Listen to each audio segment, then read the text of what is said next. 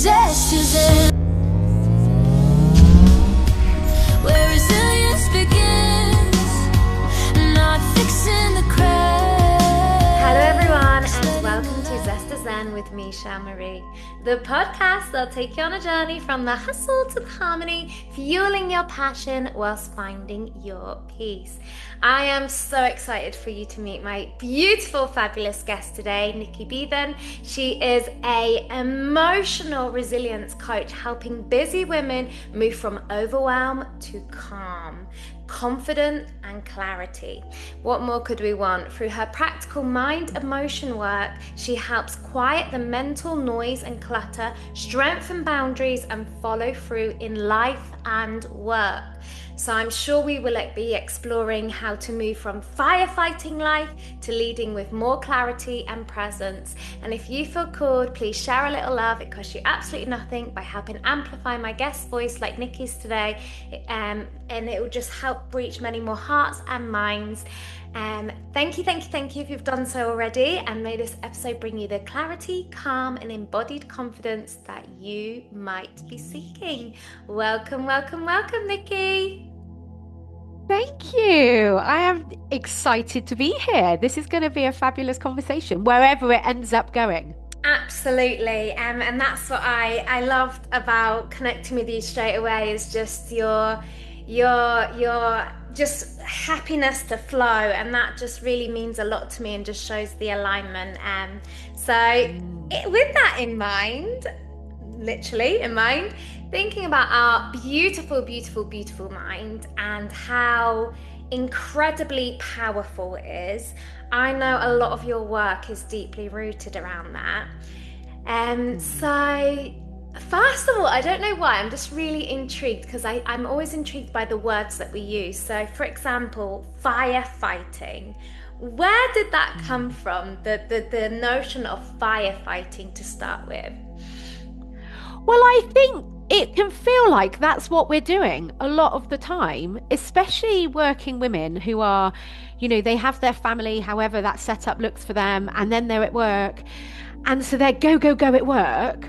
And then they get home and it's like go at home. And it can sometimes feel like we're just constantly trying to put out, most of the time, other people's fire. Oh, yeah. So it can sometimes feel like you're just rushing from one thing to the next, from one fire to the next fire, to the next fire, to the next fire. Yeah. And what I've noticed, having done all of this work for myself, is actually how productive I can be without having the tension and the stress. So I think a lot of people, there are two things that I think a lot of people assume when they think about like mind and emotional management, and then also time management, because time management is one of my most favorite things to coach on, although I can coach on anything. But when it comes to time management, especially, that kind of feeling of never being able to say no, like I can't say no. So then we say yes to all of this shit that we don't really want to do. And then so when we're doing something, we can be busy, but we're busy out of resentment and out of obligation. And I think so many people think that when they start to learn to manage their emotions and manage their mind, they're always then going to be happy, joyous and positive. And that is actually not what I teach. No. It's just not the way life is. The whole point of emotional resilience, and why I get fired up about emotional resilience, is because, like, if you were to Google, although actually I go to chat more often than I go to Google now, but if you were to look up emotional resilience, it's not the avoidance of our emotions. It's not always feeling happy. It's being able to deal effectively with the shit emotions. Absolutely. And then I have people come to me and they're like, oh, I just want to get better at my time management. I'm like, okay, what does that mean? And like, well, I want to get more done. Okay, what have you got to do on your to-do list? And this one woman in particular, she was saying yes, not only to her job, but then she was taking on someone else's job. And by the end of our conversation, actually, it turns out, because she couldn't say no, she was trying to do 3 people's jobs in one day. I'm like, this is not a time management issue. This is a you management issue. It's saying no, setting boundaries with so much love. Yes. And I think love for me is such a powerful force that sometimes sounds like no. Absolutely. It Because I think everyone some thinks love is like, ah, and it's not. Sometimes it is those hard moments where you actually have to pour back into yourself in order to be the most loving, best version for others, because you are yeah. depleted. You are, as you so beautifully highlighted, you are almost doing it but out of resentment, but having a smile, well, it's suppressing something and that's going to Yes. explode. So, Yeah. Yeah. yeah, I Exactly. hear And you. then that I hear you. explosion, yeah, exactly. And then that explosion tends to happen at the people we love the most. Of course, yeah. And It doesn't then, happen to the neighbor or the in-laws or the whatever. It actually happens to the people that we love the most. And yeah, then the one thing that we really want more of, which is that deep connection with the people that we love closest to us, yeah, we actually push that away because we end up being shitty, yeah, snappy, yeah. and that's not a gift. That's not a gift to No, the people that we love at all. no. And so, yeah, for me, one of the most powerful forces is love, which, like I said, sometimes sounds like no. And this is towards ourselves as well, right? So this is, Yeah, I don't drink alcohol anymore. I used to. I haven't drank now for about 8 years, I think. But chocolate is still I do only eat like good quality dark chocolate, but still chocolate nonetheless, or sugar. yeah. And no sometimes sounds like, right, Nikki, it's because I love you, or I've learned to love you, I should say, that Yeah, we're not going to carry on eating the whole bag of chocolate buttons, or we're not going to carry on eating the massive, huge share bag of popcorn. We're just going to have a little bit. We're going to have it, enjoy it, and then stop. Like, that's a very kind, loving thing to do. But I think, like you said, a lot of the time we think about love and we think love is this really kind of soft, flowy thing that we just let life happen to us. And actually, for me, it's the opposite, especially when it comes to my teenagers. I'm yeah, like, right, boys, I've got 2 boys. Like, it's because I love you. You now need to get off your Xbox and go yes, outside and get some fresh air. yeah, It's because I love you that I don't actually buy like lemonade and yeah, like Ribena or whatever. I don't have that regularly in our cupboard yeah, because I love you and your body. So yeah, love is it's a really powerful force, but absolutely. most of us don't have the skill to love ourselves. Most of us have got this really loud inner bitch that, am I allowed to swear on your podcast? You can. You're correcting yourself, honey. You just have to tick the Apologies for explicit anyone box. who doesn't like Yeah, that sorry, language. it's not my intention to offend. Um, but yeah, we've all got like this inner bitch that, Yeah, like, most of us wouldn't dream of talking to another person no, the way that we allow ourselves to talk to us. absolutely. And I think it's really sad when you see so I market to working women, right? So, and the reason why I love working women is because there are some really incredible women out there Yeah, doing really incredible things in the world, but feeling like shit because she's beating yeah, herself up all the time. I'm like, that needs to stop. It's the same for men as well. It's just that I am a woman, so I get quite passionate about helping other women. But yeah, learning, and I think it is a skill, how to not engage with that bitchy side of us, yeah, yeah, then means we can be so much more intentional with what we want to say yes to and what we want to say absolutely. no to. And we can do that with so Yeah, much love. absolutely. And I'd love your take on this because I think there was definitely a time where, you try to mute it or battle it. And I've realized now, no, actually, it's feedback.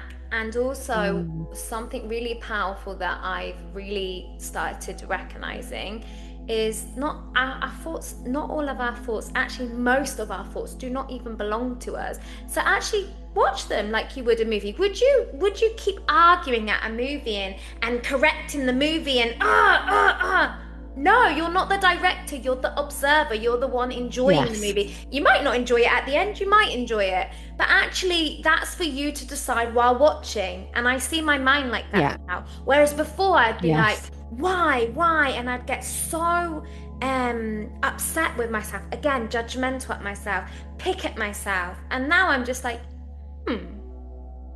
it's interesting that that's coming up right now. Okay, Yeah. just sit with Yeah. it. Watch it. No, it's not really a movie that I like. I would happily change the channel. But right Yeah. now, I'm intrigued by it. Why does that still keep surfacing? And I think there's so much more power in that than Yeah. I think we don't realize in these dialogues, even if it's just internal, we give so much power away and energy to something that often is so invisible and so personal that didn't even belong to us. I know. I know. It is crazy, isn't it? I quite often like to think and ask my clients, okay, that sentence, whatever it may be, I'm never going to have any money. Money doesn't grow on trees. Money's hard. Or we should, girls should be seen and not heard. Something, the rhyme that I grew up hearing. Yes, Saya. And yes, yeah. Thank you, my lord. And you're like, yeah, exactly. And it's like, okay, well, whose voice is that?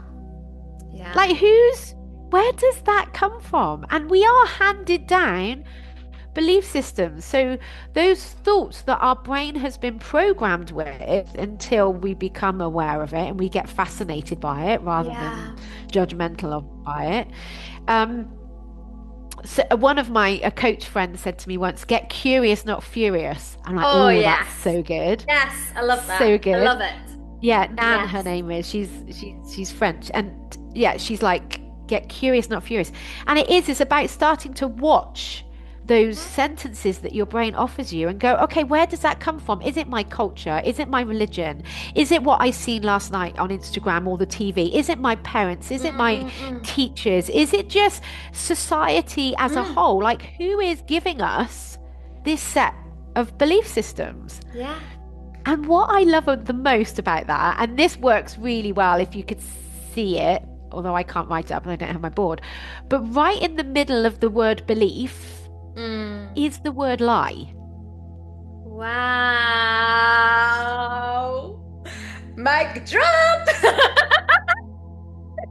I love it. The more I learn about words and their meaning, it's people can say what they want to say, but really there's too many words, there's too many intentions, there's too many meanings, and it's just wow. Powerful. It's incredible, isn't it? And then what I like to say to people, okay, if those lies are helping you, brilliant. Keep them, own them, tell them to yourself over and over again. Yes. But if they're not, because it's not a fact, you get to change it. Absolutely. And then what happens is people go, well, aren't I just making it up? Aren't I being delusional? I'm like, yeah, totally. Yes. You're making the shit part up. So you're being delusional anyway. Absolutely. And like when we really think about it, often the thoughts are they true? Are they concrete right now? So why are we believing something? Because again, maybe that's because we've been told, glass, whatever the glass, I can't remember the glass, you know what I mean. But it's like, don't get too excited. You're gonna get disappointed. Well, actually, how about let's change that? Let's become, gosh, wow, she's proper delusional. I'd sooner be delusional than be counting myself into something or manifesting, if you like, or generating something that I never truly wanted. I would sooner be a delusional, like, wow, she really thinks big and highly of her life. Yeah, and we all should, because we should believe in the best for us, for people around us, and hold the highest vision. Even if someone expresses it to you and you think, oh wow, that's a big goal. Well, do you know what? That was placed in their heart and in their mind for a reason. Yeah. And if we can't hold that vision for them, like, And I'm a big believer in that, and I'm sure you are. Like, when people tell me things, I straight away, like, whether you call it a prayer, an intention, I straight away really hold to that vision for them and Yeah. believe in it as much as them. Because Yeah. again,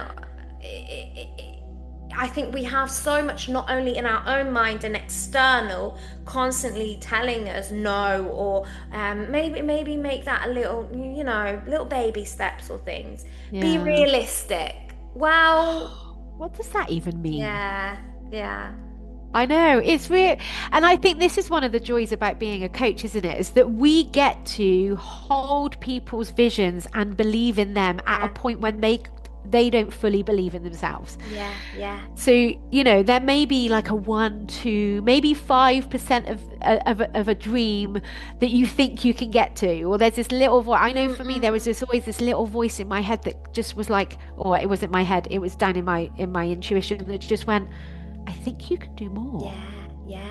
And that's the thing, that even the grandness and the what seemed like the big, goal or dream or vision is often, I find, if you're aiming for that, you can, like, imagine if you're aiming for something so huge, then anything that's going to be less than that is also going to be so transformational, Yeah. and often is even better than we imagined. Yeah.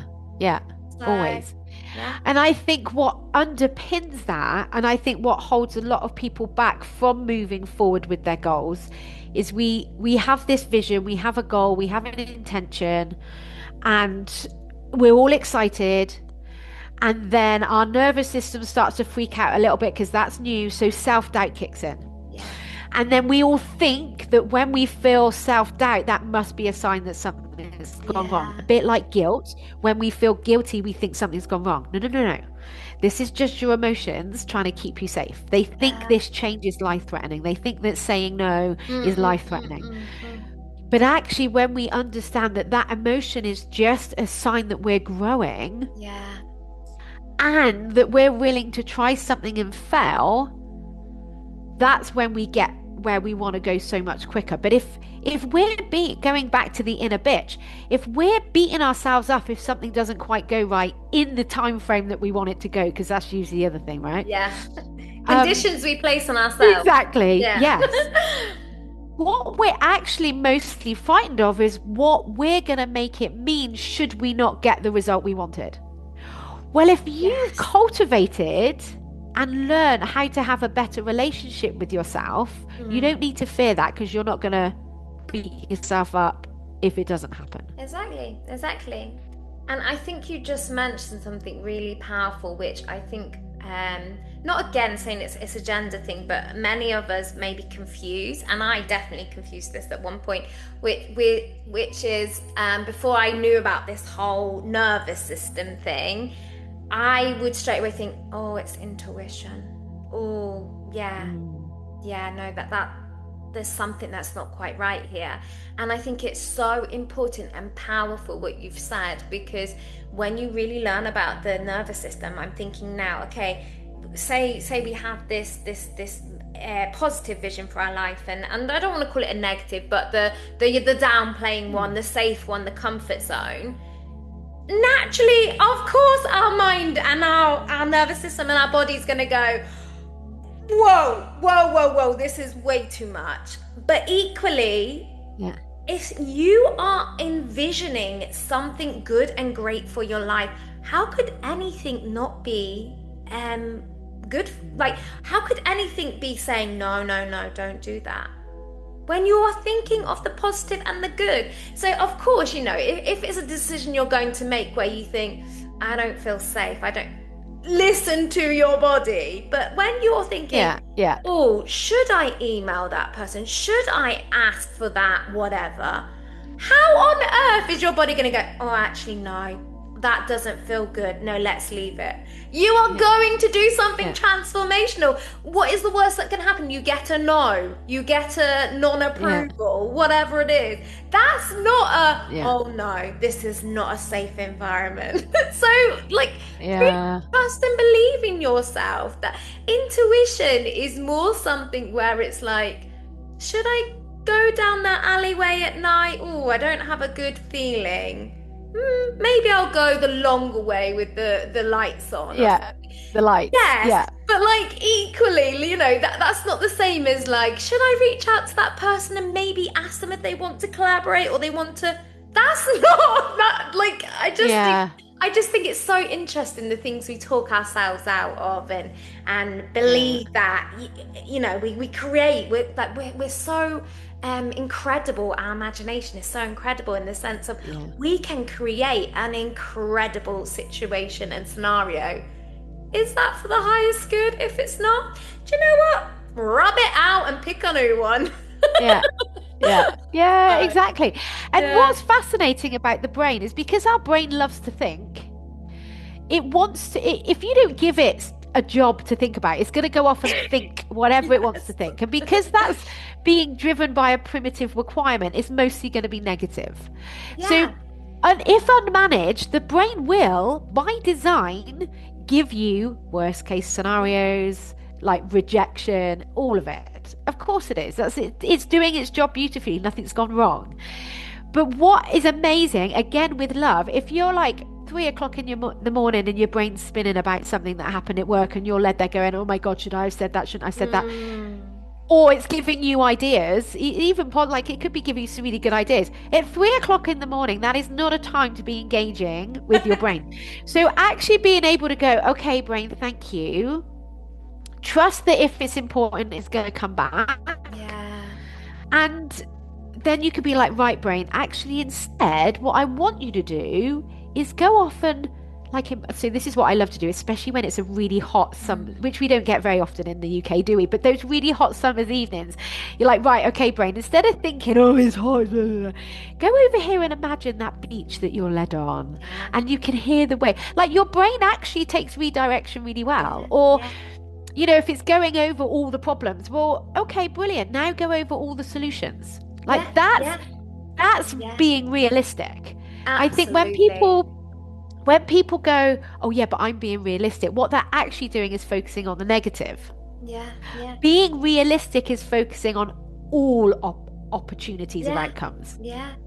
I think that's really a powerful reframe, because again, I think that goes similar to what we said previously of we all like I'm talking me, by the way, not everybody in general, but for example, you know, when you hear that kick in, as you so beautifully said, the purpose of the brain is like no, and it's like, okay, no, wait, okay, just as you would maybe a judge, like listening to both sides, okay, right, no, I can see that.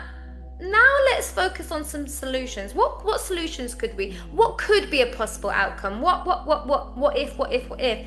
And I'm really learning to be kinder and gentle and compassionate and loving with myself and hear it out.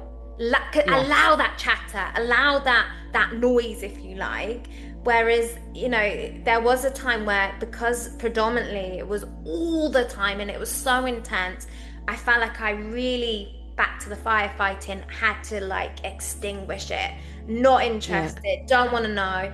But then I think that's the beautiful growth, because I do think we go from sometimes, say, A to Z like that, and then sometimes we have to go back a little, and when we go, do you know what, actually now I know me, I know my mind, I know my power, and I can discern now. But I think sometimes when you learn something new, it's such a contrast to how your brain, just think your beautiful brain, like for 30 years or however old or however long anyone is, has been intensively working on one way of thinking, one program.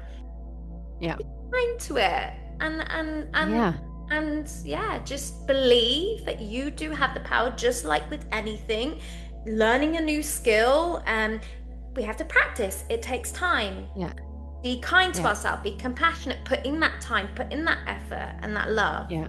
Yeah. So, absolutely. Then what I hear quite often is when I explain this to my clients will go, "Oh yeah, but I don't know how to do that. I don't know how to do that with Oh, myself." you do. I'm like, yes. I'm like, okay. So let's imagine then your best mate comes to you. What would you say to her? Well, I'd go da da da da da da da da. I'm like, There you go. okay, so you know how to do it. Or if you had like a little baby, or if for people Yeah. that aren't broody, a puppy or a kitten, if Yeah. you had a little kitten that was freaking out, you would know how to talk to that kitten to calm it down. So we do know Absolutely. how to calm things down. We just don't practice doing it with ourselves. We Absolutely. continue the judgment and we continue the criticism, and our brain is never going to want to open up to us when we're beating it up all the time. Exactly. So like you said, being the watcher with fascination and just going, oh, that's interesting, what, tell me more about that, and playing that thought process out, Yeah. and then you could be like, okay, well actually I think we can handle that. Yeah. It's not, maybe that won't be such a problem. Absolutely. And I really liked when you mentioned about the 3 a.m. chatter, or in the middle of the night chatter, and something, again, it seems to work for me, but I think also everything is whether you believe it's going to work as well. Yes. And I remember reading or hearing about someone once saying, just in order to settle the mind, giving it a new problem or solution or focus, whatever you want to call it. What I do now is, particularly when something has happened and maybe it's the way I've reacted or responded, or someone to me, etc., and it's something that's essentially out of our grasp. It's something that's we can take an action, but at 3 a.m. in the morning or in the middle of the night, we're not getting anywhere. So one thing that I found really, really powerful, that seems to just calm my nervous system and my mind, is I say, I don't know quite now, but I will know what to do in the morning. And it just seems to really calm me, because it's not saying no, it's not saying it's wrong, it's right, it's this, it's that. It's just saying, and giving myself that empowerment of, I will know what to do in the morning. And do you know what? 99.9% of the time, I have an idea of what to do in the morning. Yes. Yeah. Yeah, because we do. If you give your brain the task of going off and finding something out, it might not be instant. I mean, for some people it's instant, but I know for me, I might need to just give my brain a task. Yeah. And, a couple of days later, usually in the shower, I'll go, oh, and an idea will pop in. I'm like, okay, well then let's try that. And so, or, never, because I used to really believe that I wasn't clever enough. I'm not clever enough. I can't fit, I just wasn't clever enough. And what I now have learned is that actually I can figure most things out. Absolutely. Like, I'm 49 this year. I've got here. There has been nothing that I haven't yet not figured out, but I'm here. Absolutely. And so now when I go, okay, off you go, brain, and I forget about it, my brain gives me something to try. Yeah. I'm like, okay, let's try that, and off I go and try it, and then you get to where you want to go. And so, it is really fascinating when we start to just become the watcher, redirect our brain a bit more consciously and lovingly, how much more effective we can actually be. Absolutely. And I think even in that example of your version of what clever is what you've placed on yourself. Exactly. Yeah. So what does clever mean? Exactly. There's many incredibly clever people. Some people might think, oh, it's however many degrees if you've gone to university, da da da da da da. Someone else might be like, wow, how did you fix that? You just knew what to do with your hands? Wow. And that's the other thing, is it's our version that we once again have placed often on ourselves. And so how beautiful that we get to change that again. And absolutely, your example of, have you always found the way? Have you always found the solution? Yeah. So what does that even mean? Beautiful. Yeah. Really, Nikki, I feel like I could continue speaking to you forever. Like, I just really love your energy. I love your vibrancy. And I love how grounded and relatable you are, which is Thank super you. important. Mm. Equally, I want to obviously, if there's anything else you really feel like the listeners will benefit from hearing, please share. But all your details are going to be in the description so people can reach out to you. And yeah, Yeah. just I think it's phenomenal. And I think every woman, and even if you know have men, it doesn't matter about the gender, but that Yeah. comes into contact with you are blessed because I know they're going to receive so much transformation in their life. Thank you. Yeah. Absolutely. Thank you. I think there is just one thing that I'd like to leave the listeners with is that as we've been talking, the two of us are very like positive, we're very empowering. What I don't agree with is always trying to be Yes. positive and happy. I Agreed. think I think the reason why I have a sense of being so grounded is because I'm not trying to seek that positivity all the time. Even Beautiful. just this morning, actually, I was emotional, I had self doubt. I'm in my perimenopausal phase, so my joints were aching. And I think sometimes the most fucking effective thing we can do is just have a really good cry. Oh Is yeah. just sit, Yeah. cuddle up in a blanket, have a really good cry without judging ourselves, Yeah. and moving on. I don't always believe that our intention should be to be positive and Yeah. happy. I think always loving, but our intention should be to be deliberate and intentional. And sometimes Mm. that is experiencing the negative emotions and not making that a problem. And Thank I you think so if, much. Yeah. yeah, no, you're welcome. I think Yeah. if we just all learnt that gift, our lives would be so much more grounded.